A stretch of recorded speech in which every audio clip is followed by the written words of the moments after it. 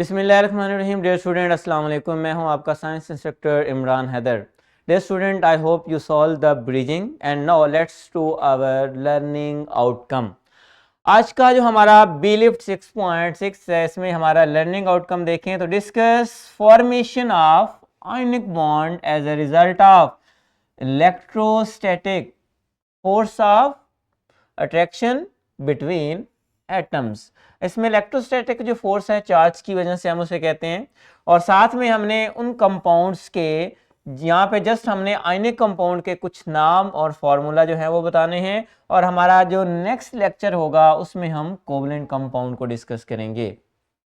Dear student, सबसे पहले आपको थोड़ा बहुत अपना प्रीवियस नॉलेज अगर याद हो तो हमने दो तरह के एटम्स पढ़ के आए हैं, मेटल और नॉन मेटल। तो डियर स्टूडेंट, ये आपके सामने एक लिंक नजर आ रहा है जिसमें ये देखें M मतलब मेटल है और NM means non metal.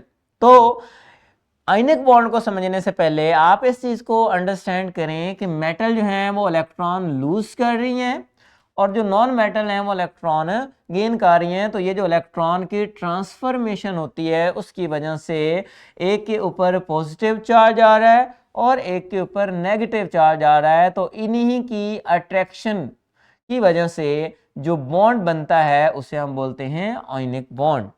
Ionic bond में आप यहाँ पे देख रहे हैं कि metal lose electron to become a positive charge, ठीक है, और नॉन मेटल क्या करती हैं, गेन इलेक्ट्रॉन करती हैं और गेन इलेक्ट्रॉन करने के बाद वो नेगेटिव चार्ज बन जाती हैं और रिजल्ट में क्या बनता है, आयनिक बॉन्ड बनता है। तो अब इसको सिमुलेशन से हम जरा देख लेते हैं कि कैसे मेटल और नॉन मेटल जो है वो आयनिक बॉन्ड बनाती हैं।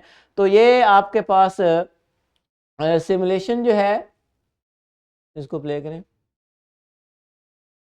जी। यहाँ पे आप ये देख सकते हैं सोडियम।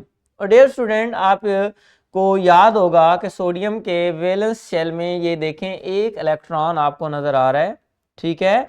और इधर अगर आप देखें तो ये आपको क्लोरीन नजर आ रहा है। तो यहाँ पे अगर आप मैं इसको प्ले करता हूँ, ठीक है, तो ये आपको क्लियर नजर आ रहा है कि ये एक के ऊपर पॉजिटिव चार्ज है और दूसरे के ऊपर नेगेटिव चार्ज है और इसके रिजल्ट में जो बॉन्ड बन रहा है वो आयनिक बॉन्ड बन रहा है। अच्छा, नेक्स्ट आप जावा लैब पे जाएं, वहां पे भी सेम यही लिखें आयनिक बॉन्ड, ठीक है।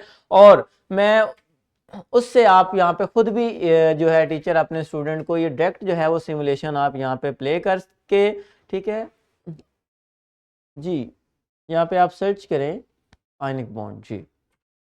यहाँ पे आप सर्च करेंगे, ये देखें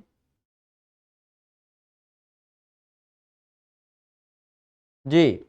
तो डियर स्टूडेंट, आपने पहले वाली सिमुलेशन में भी देखा कि किस तरह से सोडियम और ये क्लोरीन, और आपको याद होगा सोडियम ने आपने देखा कि इलेक्ट्रॉन उसने लूज किया और क्लोरीन ने इलेक्ट्रॉन गेन किया। आप यहाँ पे इसकी आयनाइजेशन करवाएं और ये आपको देखें क्लियर नजर आ रहा है कि आयनिक बॉन्ड में एक ये जो मेटल है इसने इलेक्ट्रॉन लूज किया है और नॉन मेटल ने क्या किया है, इलेक्ट्रॉन गेन किया है।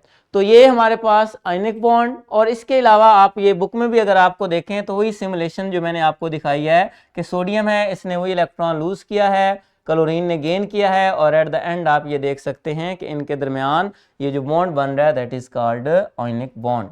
अच्छा, इसके अलावा डियर स्टूडेंट एक ये एग्जांपल है, इसकी भी मैं आपके सामने सिमुलेशन पहले प्ले करता हूं, इसके बाद आपने बच्चों को क्लास में ही प्रैक्टिस करवानी है नेक्स्ट जी।